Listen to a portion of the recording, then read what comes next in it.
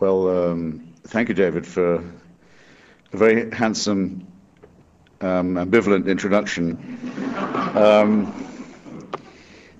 I still feel that I must begin by striking a slightly solemn chord. I hope it won't seem like a sententious one.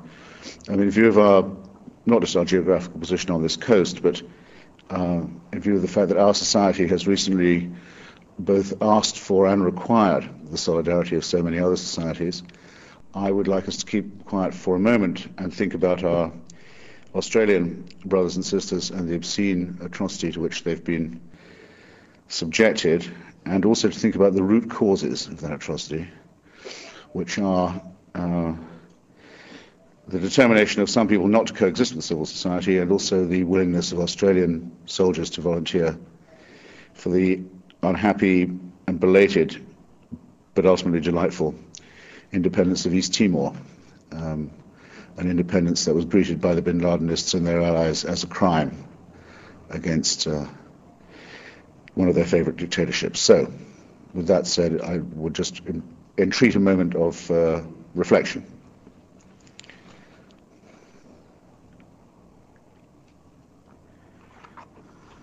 Thank you. And also of solidarity, in case there should be any Antipodean listeners to this show. I say show, even though it's me doing it. I thought I might begin by reading a poem, which is the introduction of my book on George Orwell. It's written by Robert Conquest, a distinguished local resident, professor at the Hoover Institution at Stanford. Orwell only lived to be 46. I went to Bob Conquest's 85th birthday last year and was amazed, as I say in my dedication to him, to be in the presence of such a great scholar and such a great man who has the rare quality of having been both a premature anti-fascist and a premature anti-Stalinist. A combination seldom met with in the same person, as well as a wonderful poet, a great critic, perhaps the great historian of the atrocities of the 20th century, and the man who has done the most, along with Philip Larkin and Kingsley Amis in the last few decades, to keep the very difficult and intricate form of the limerick alive. Any one of these attainments, I think, might be enough for one lifetime. He, some years ago, wrote a poem about George Orwell, and to my boundless gratitude gave me permission to use it, and I'm going to requite that gratitude by, as people sometimes say in this area, sharing it with you. Moral and mental glaciers, melting slightly, betray the influence of his warm intent. Because he taught us what the actual meant, the vicious winter grips its prey less tightly. Not all were grateful for his help, one finds, for how they hated him, who huddled with the comfort of a quick remedial myth against the cold world and their colder minds. We die of words. For touchstones he restored the real person, real event or thing, and thus we see not war but suffering as the conjunction to be most abhorred. He shared with the great world for greater ends that honesty, a curious cunning virtue, you share with just the few who don't desert you. A dozen writers, half a dozen friends. A moral genius, and truth-seeking brings sometimes a silliness we view askance. Like Darwin playing his bassoon to plants, he too had lapses, but he claimed no wings. While those who drown a truth's empiric part in dithyramb or dogma turn frenetic, than whom no writer could be less poetic, he left this lesson for all verse, all art. If, in what I'm about to say, I can arise to anything like that standard of evocation, I shall be pleased with myself, and I hope you'll be pleased with my subject. I'm going to choose to begin in this way, and I hope not to be thought opportunistic. But in the last 7 days, we've been reminded very forcibly indeed, it seems to me, that the totalitarian principle, that's to say, the principle which enslaves one society, the better to commit an aggression against others, is not something that we can confine to the perhaps compulsory study of 1984 and of Animal Farm, which is visited on school children in this country, but is a living, vivid, actual principle and a really clarifying threat.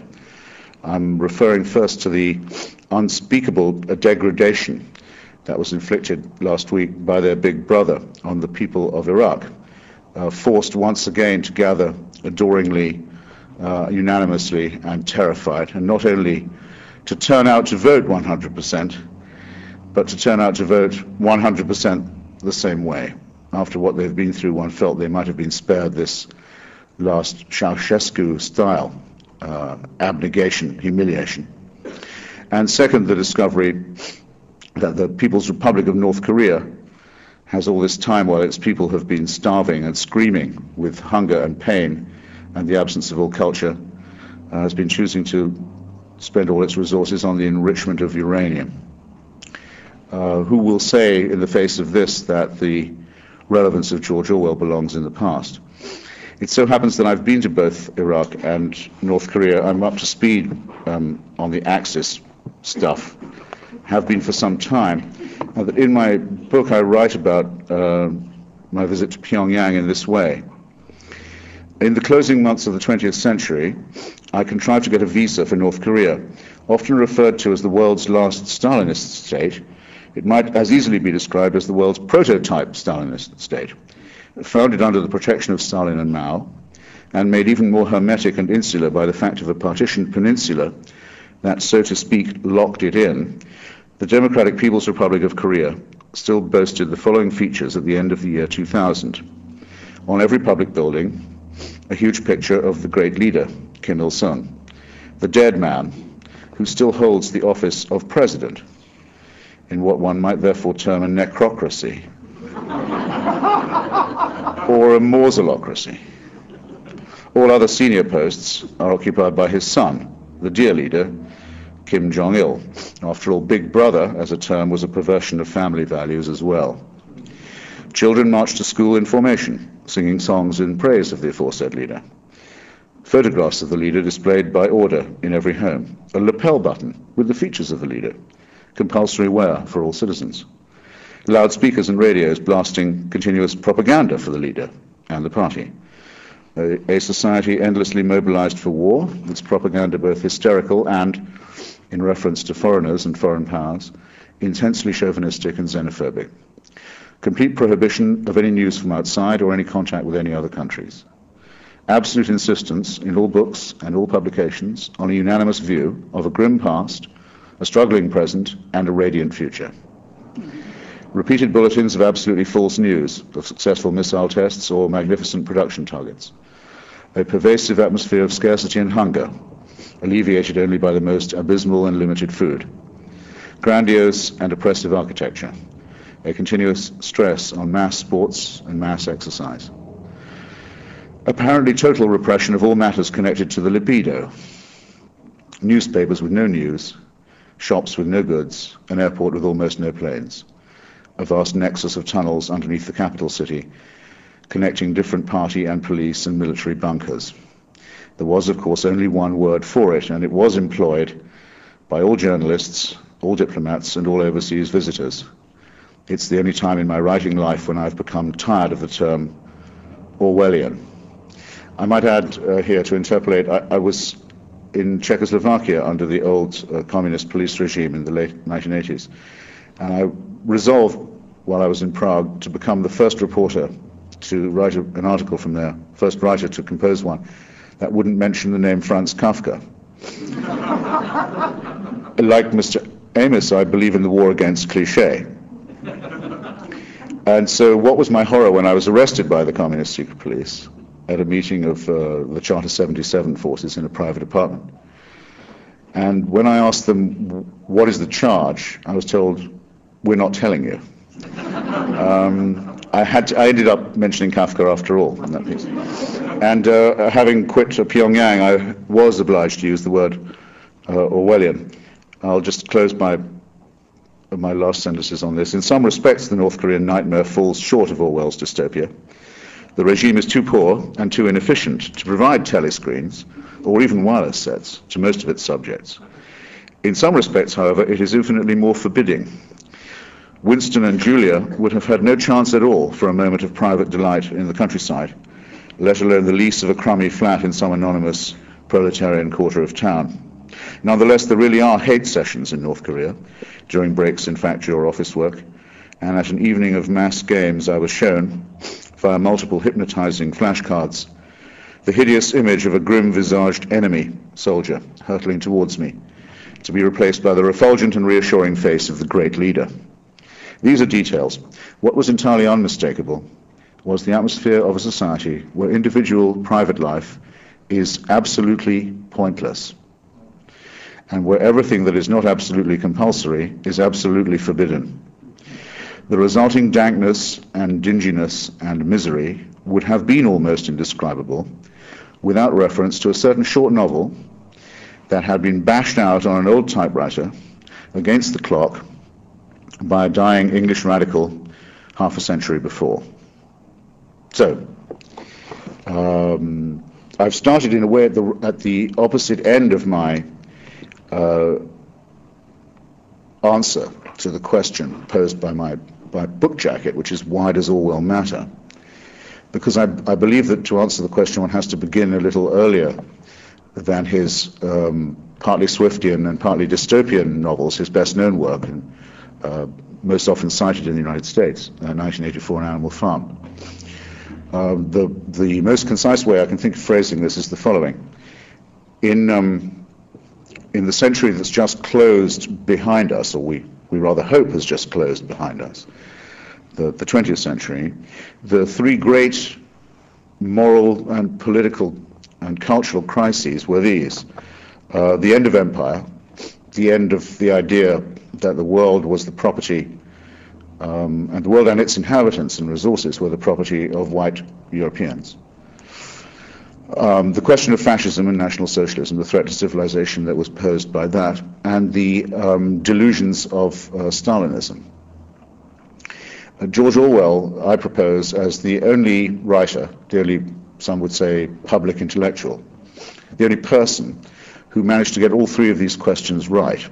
And I'll just begin first by saying how he did that, or rather how he phrased it, and then I'll say why I think how he did it. He was a British colonial official, having had a fairly standardized, what we call in England, conventional upbringing. We call it conventional because it applies to only about 5% of the population, I think, which is why we say public school when we mean private.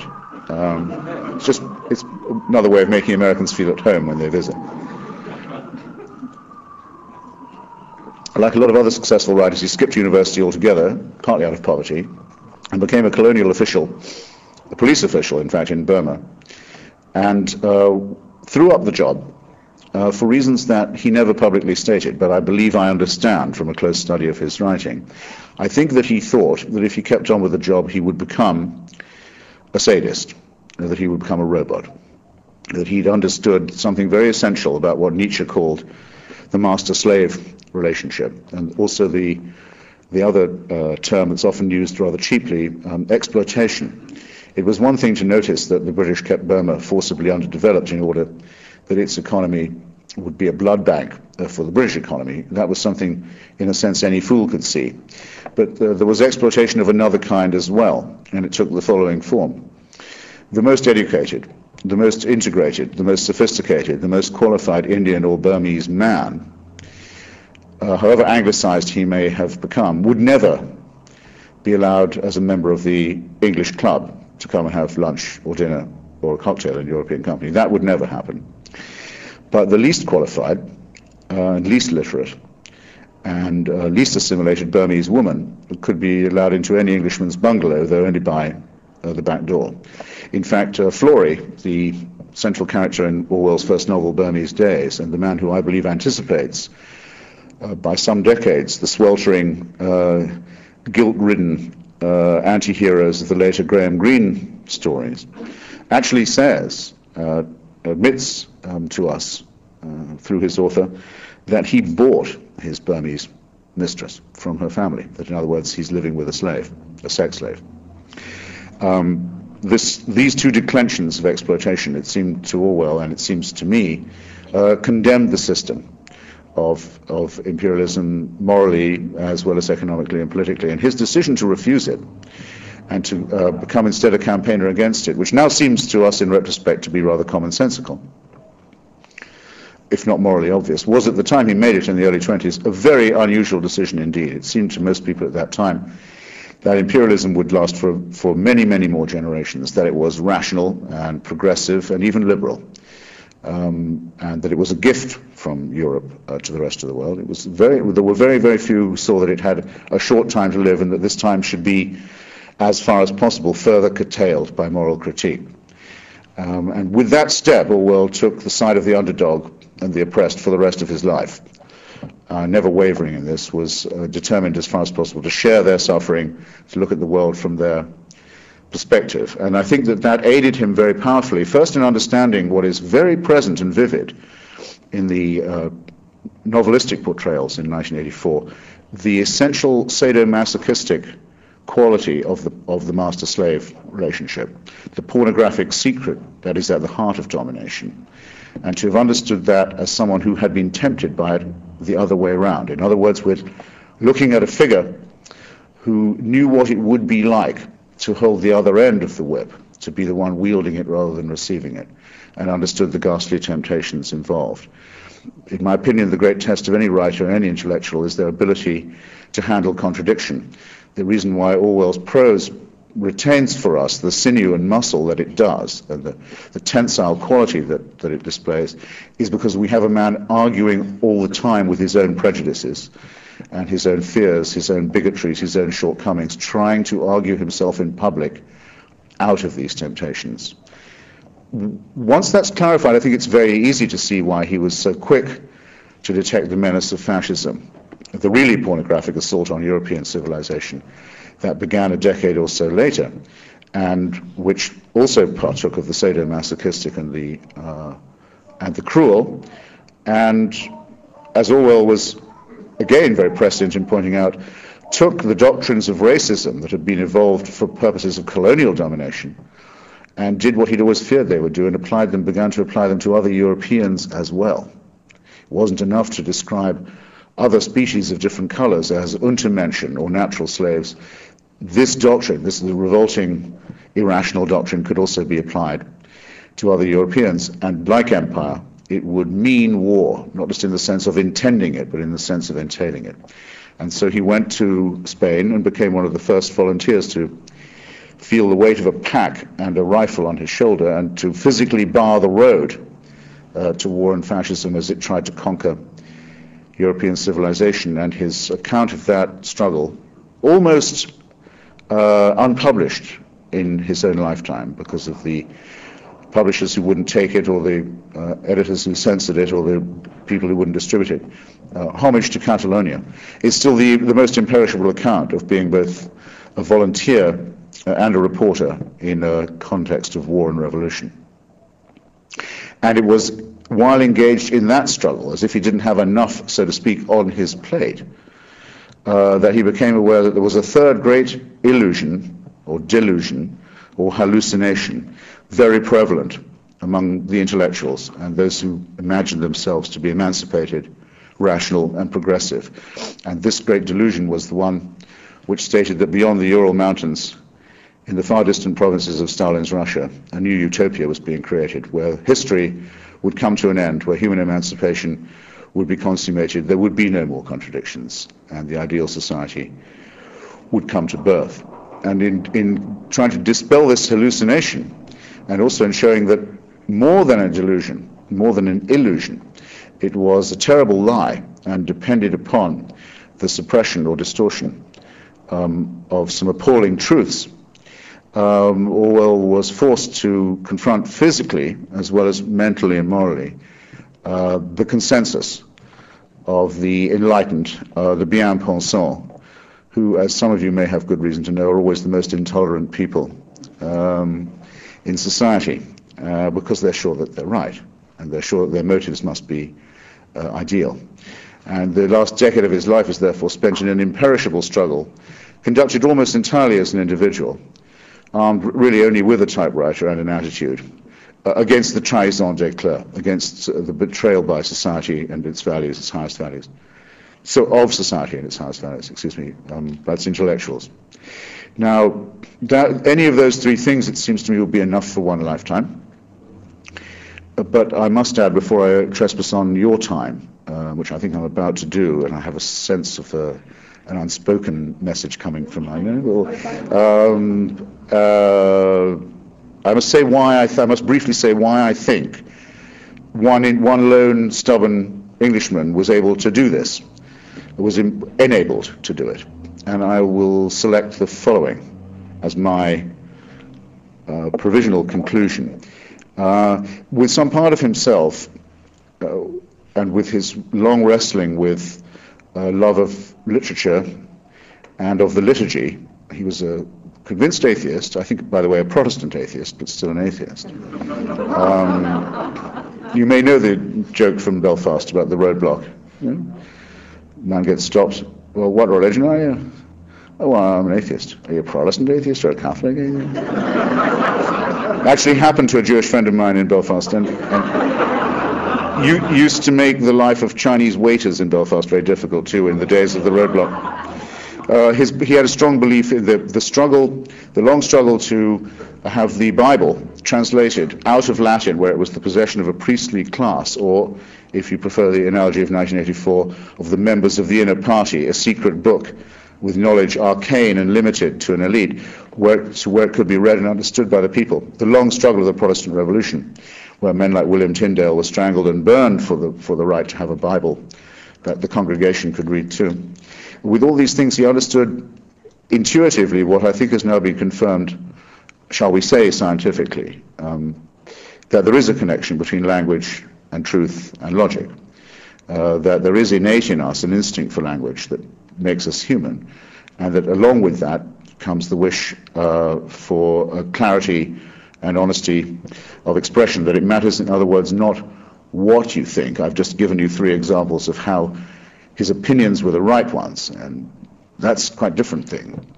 Saying or believing the right thing. It's not what you think, it's how you think. It's whether you are willing to trust in what is innate in us in the struggle for liberty and the distrust of lies, the distrust of propaganda, the distrust of authority, the lie of authority and the folded lie in the brain, as Auden puts it in his wonderful poem, September 1939.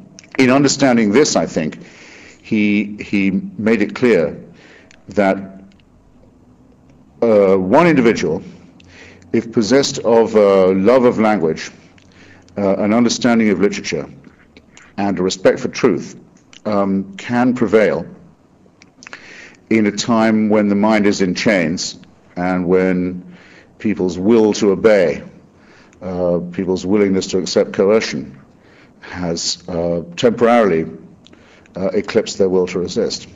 And since it seems to me that we're never likely to reach a time or a place where that example won't be of the first importance to us, and since we happen to be in such a time and such a place now, and since there is so much fear around us and so much propaganda in the language to which we're compelled to listen, that I won't detain you any longer in saying why I think that my title, Why Orwell Matters, is, in that extent at least, its own justification. So with great gratitude to you for inviting me, and to you, ladies and gentlemen, for coming, I'll place myself at your disposal. Thank you.